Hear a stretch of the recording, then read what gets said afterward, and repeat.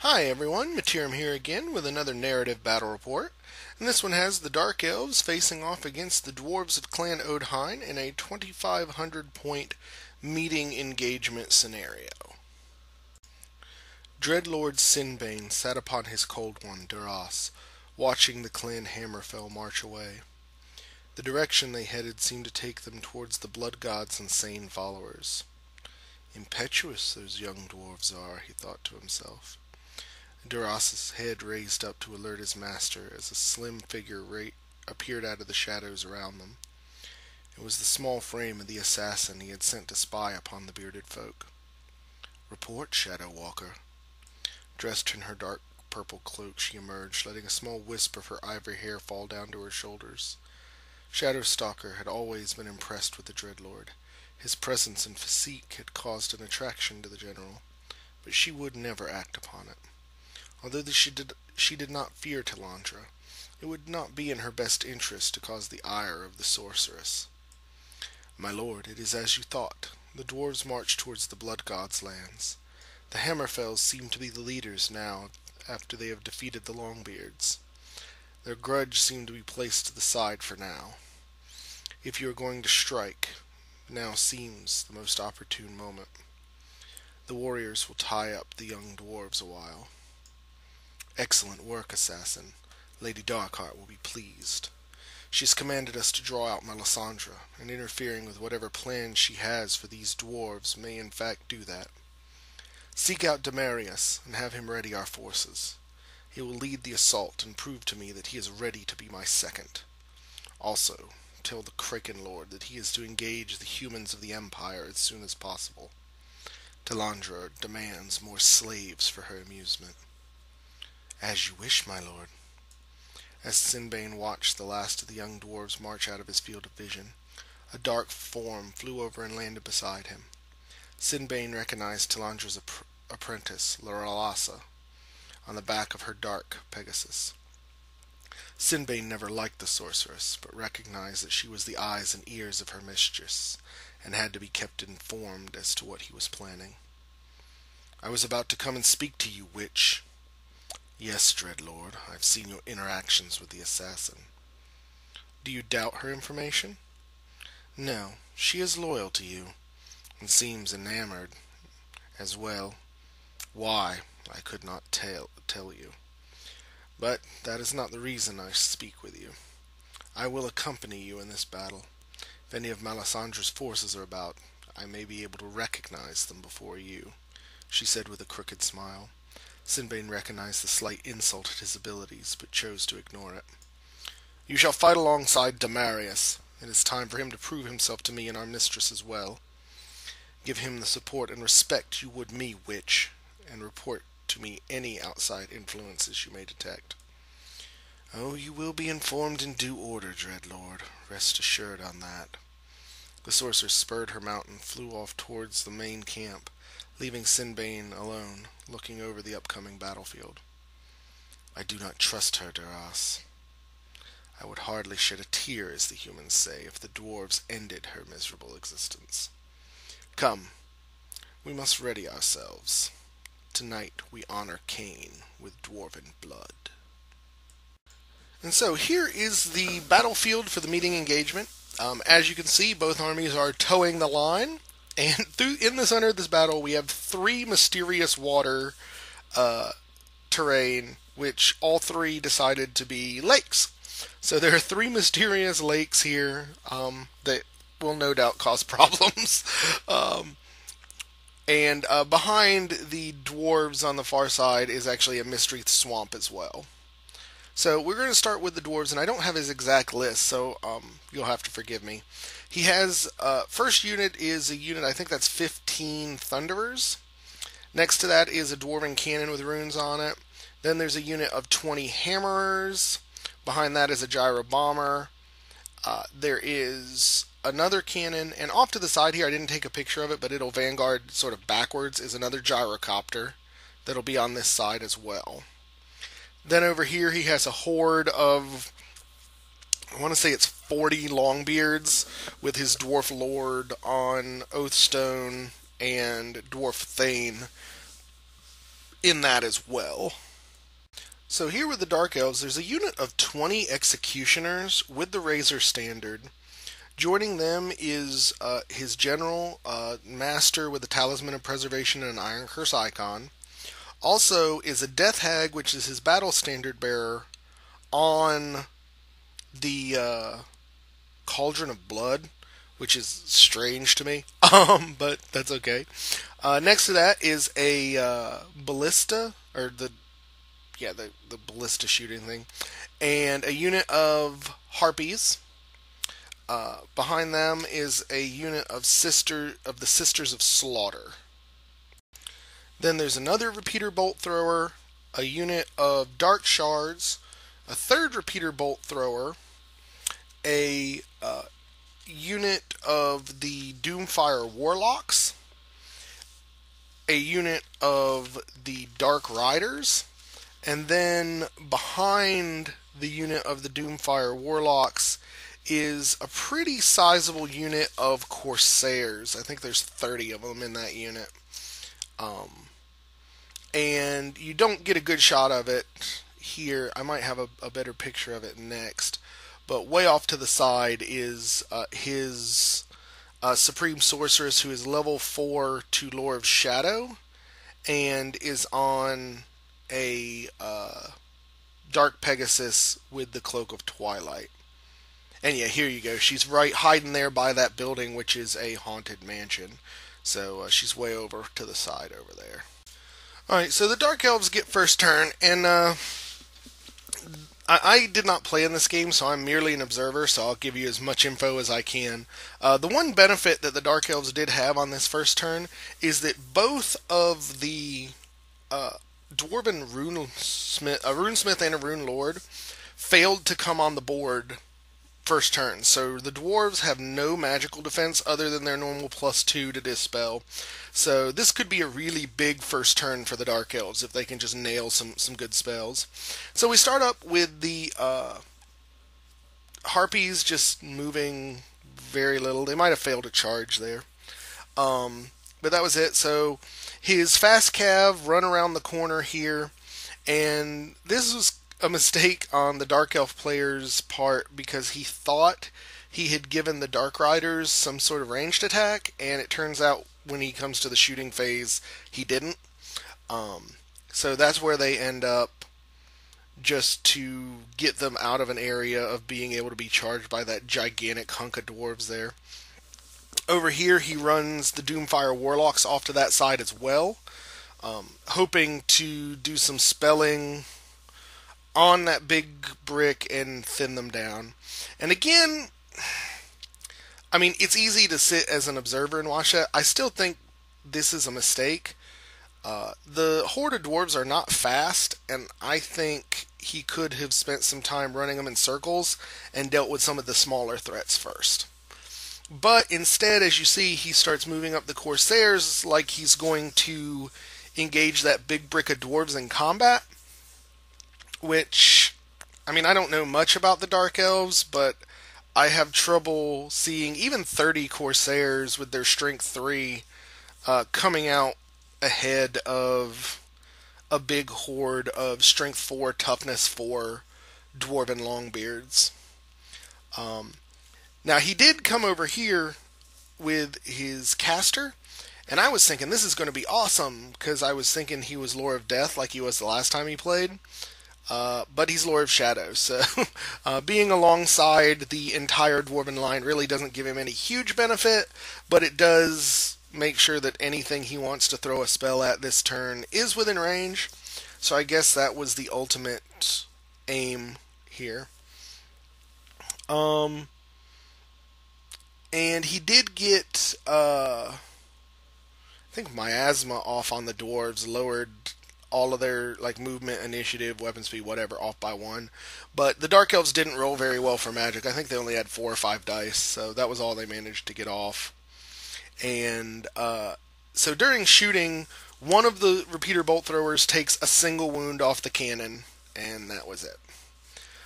The other one manages to do a little better and takes 2 wounds off the gyrocopter, which, again, Sad to say, I think a lot of this game comes down to the dice, and this is the start of the Dark Elf player's dice taunting him. He's getting only one wound off a cannon, not quite killing a gyrocopter, nothing to let him score some points and get some positive momentum.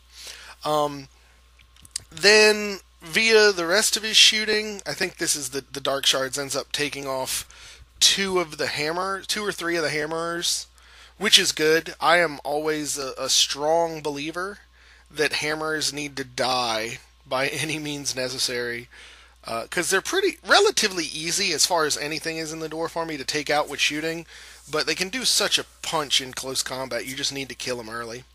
So, we go on to Dwarf turn 1, and the Gyro Bomber manages to do a nice little fly over this unit of Corsairs.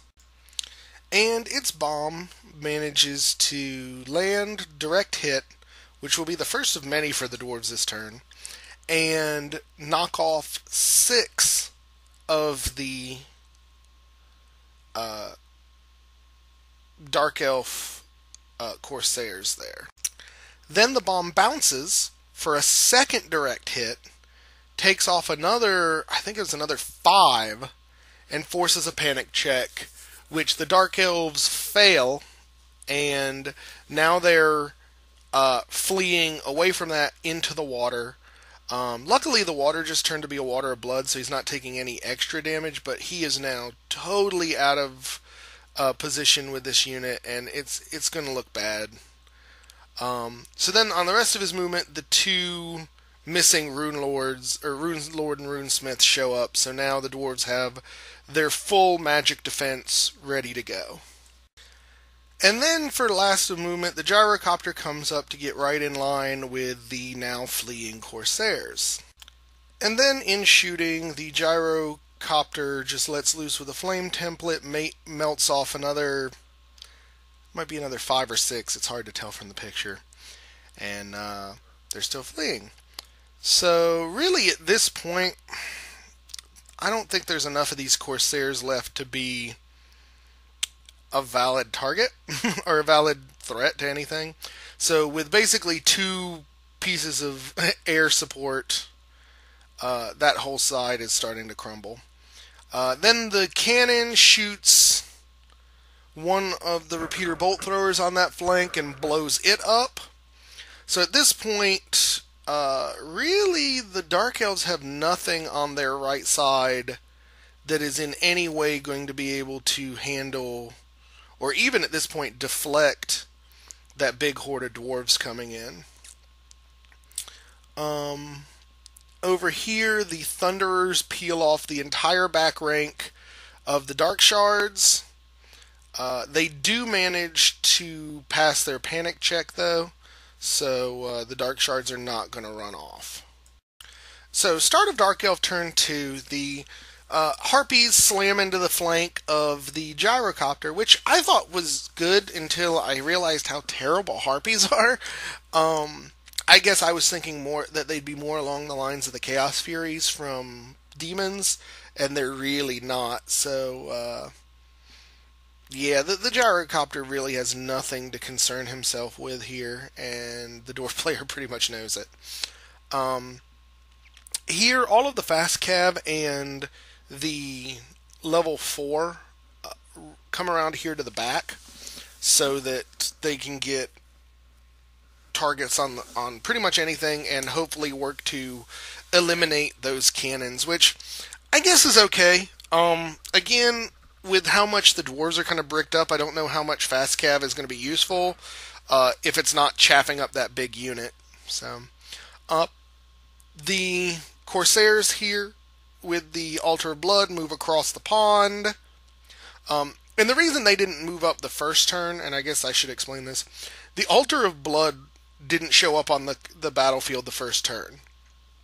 So, or the Cauldron of Blood, whatever it's called. So he stayed where he was first turn so that the Cauldron could come on and join this unit and do what it needs to do. Here the Sisters of Slaughter move up behind the wall. He's setting himself up for charges next turn, which I guess is okay. It just struck me at the time as the Dark Elf playing very cautiously. I think because he was afraid of how badly everything went on the right flank. But I think when you start playing that cautiously against dwarves, you end up giving them an advantage because you're not making maximum use of your faster speed and quick hitting power. And over here you see that the Corsairs standing in the middle of the lake ended up rallying, and they turn and face pretty much where all the business is. Those big dwarves and the gyrocopter there. So, magic accomplished nothing, shooting accomplished nothing, and the combat between the gyrocopter and the Furies ended up bouncing. So, we go into Dwarf Turn 2, and starts off with the Dwarf Rune Lord charging the Supreme Sorceress on the Pegasus, who rolled a total of 3 inches for her flee, and will end up here before the dwarf does his charge. Over here, you see the hammers slam into the side of the harpies, and the big horde of dwarves slams into what is left of that unit of Corsairs.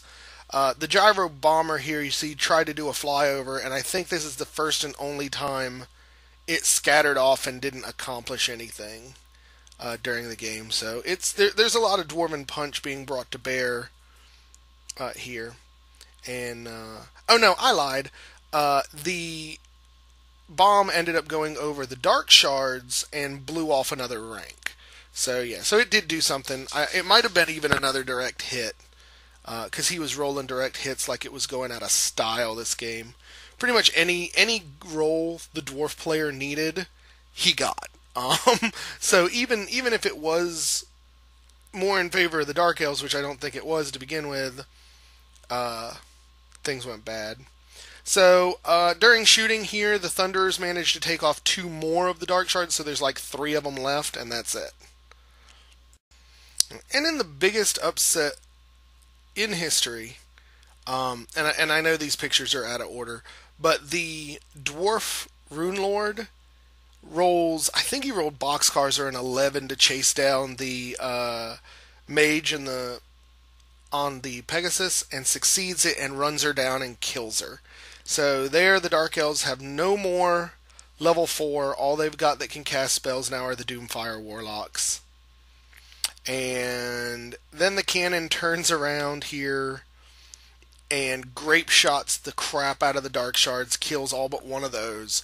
But by some miracle, the Dark Shards don't break. So or not Dark Shards, the Dark Riders don't break. So there's one elf on a horse there that's staying alive. So then in close combat, of course, the hammers and the gyrocopter make very short work of the harpies there. Not really even in contest. And over here, the dwarf horde kills the executioner unit except for a single guy who flees. He runs through the dark shards, they fail their panic check, and they flee too. So, but the dwarves didn't get the points for the executioners yet, because they're running like crazy, and the dwarves end up in the lake as you see them there. So we go into Dark Elf turn 3, and the executioners with the Altar of Blood slam into the Thunderers, the Sisters of Slaughter slam into the Hammerers, and the one remaining Dark Rider and the Doomfire Warlock slam into the cannon on the far end, as you see it there. And here both of the fleeing units fail to rally and end up within, as you can see, inches of the board edge.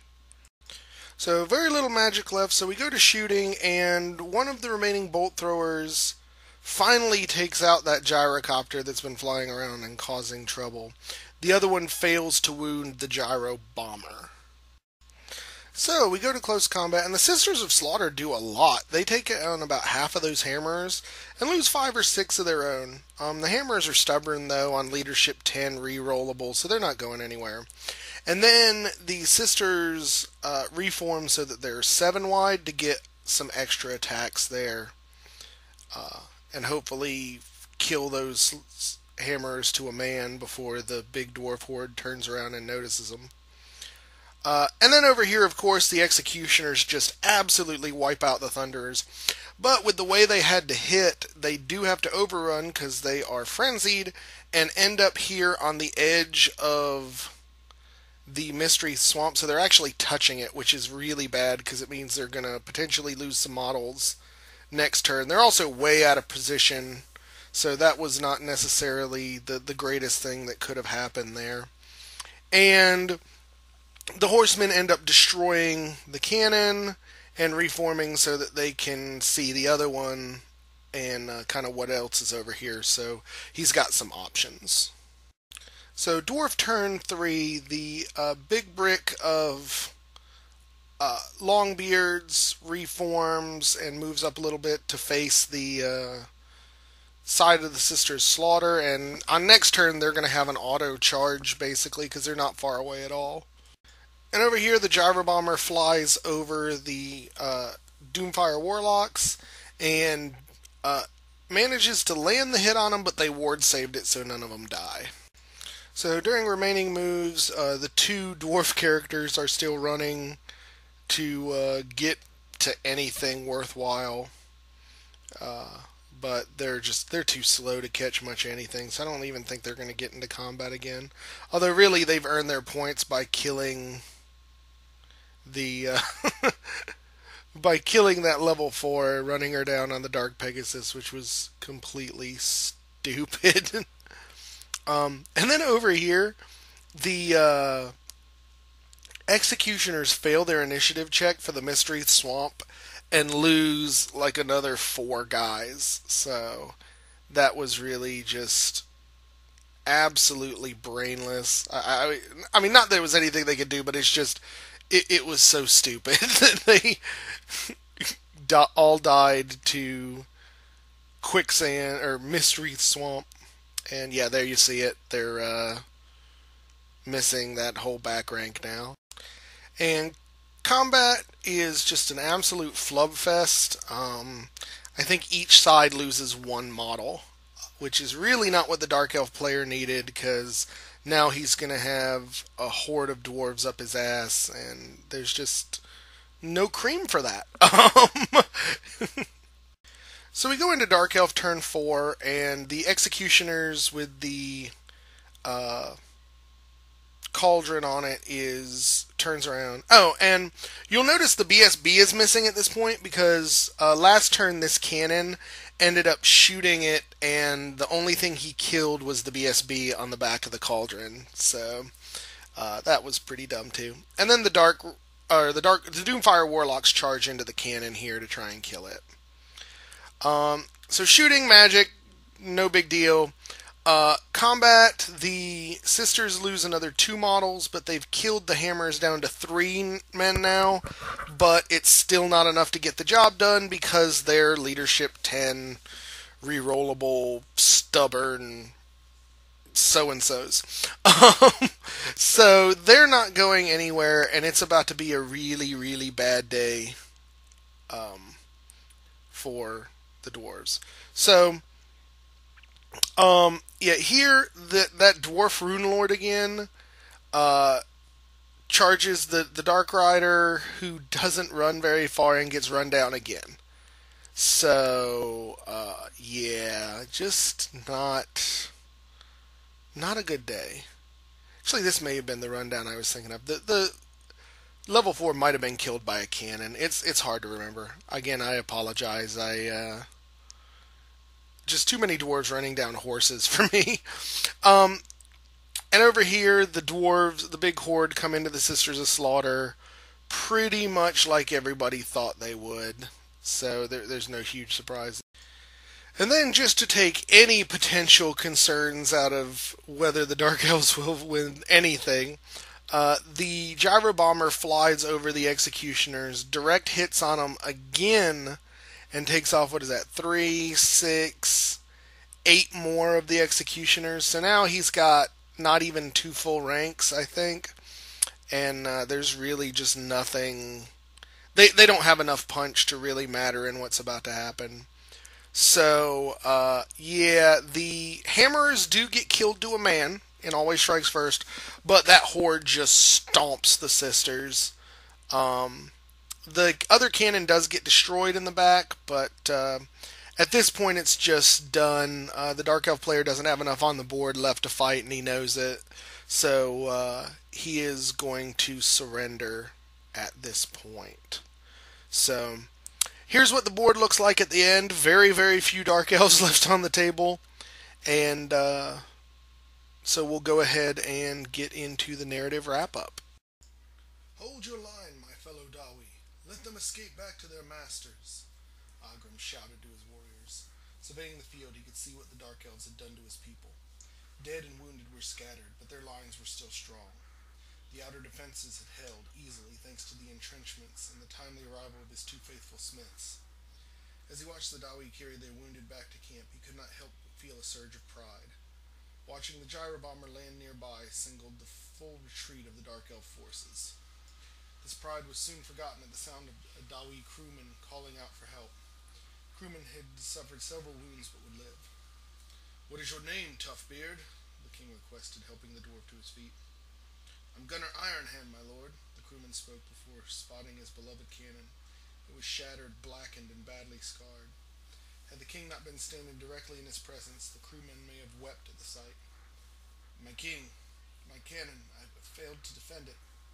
Ogrim looked at the cannon, then to the many it had shot down, and back to the gunner.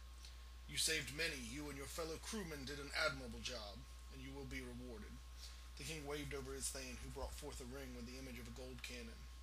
"I, Ogrim Grudgehammer Odhein, king of the Karak Uzkul, do hereby name you Master Engineer of Karak Uzkul." The newly appointed Master Engineer knelt and received the ring that showed him as an engineer. King Ogrim spoke once more before turning and reorganizing the defenses. "This is in recognition of your many battles manning that cannon. See to its repair, and see that you have the smiths forge you a proper suit of Grommel armor." Okay, so pretty massive victory for the dwarves. A lot of it, though, I have to lay at the feet of just the amazing dice rolling that the dwarf player was doing. I think just about every time the gyrocopter bomb landed, it was a direct hit, and those things will just chew up toughness 3 guys. Looking back at it, I think the Dark Elf player had some issues with the deployment. I mean, he got to see everything that the Dwarf player laid down before he did his first, and I think he hugged the line too much. I think if he had pulled back a little from the flank that the Dwarf Horde was on, he could have swept into those weaker units on the left flank and gotten a lot more damage done before allowing the Dwarf Horde to get up to him. That being the case, it definitely hurt that the cannon destroyed the level 4 on a Dark Pegasus.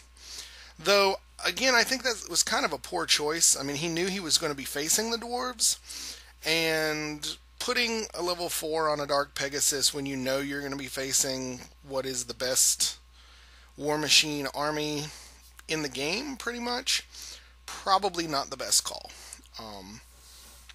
Definitely thought the Sisters of Slaughter were amazing. They pulled their weight, although I don't think there were enough of them in the battle to really make it matter in the long term. Now, the one thing I noticed, and I was kind of amused by with both of these players, is they very much seem locked in the idea of infantry in 5 ranks wide. Neither the Hammerers nor the Sisters of Slaughter were in larger than that. I probably would have put both of them in 7 wide ranks just to get the extra attacks. And admittedly, the Dark Elf player did that on the reform with the Sisters of Slaughter, but I think if he had hit the unit in that formation, it would have done much better from the get-go. So, all in all, it was a fun game to watch. It was not really all that close, but it was good to see the Dwarves get a good solid win. And this is another I think this is the Dark Elf player's 4th time playing Dark Elves, so I think he's still just trying to learn it. He's starting to narrow down the units that he likes using, And of course, I do feel bad for him that he hasn't gotten a chance to really see what the Corsairs can do, because he's just had terrible matchups with them both times he's tried to play them, and that's kind of what he wants to go for, fluff and flavor reasons. But so all in all, thank you guys for watching. This is Battle Report 37, I think. And you'll notice it's been a little while since my last one's been like 5 days. That's because I got a new promotion at work, so my days off have changed. So I'm now off Thursdays and Fridays. So Warhammer Night will be on Thursdays instead of Tuesdays now, which will just shift when I can get the reports up. So thank you guys for watching, and if this is your first time, please like the video, subscribe to the channel, and comment as you will below. And I love the support, and thank you guys for watching, and we will go ahead and catch you next time.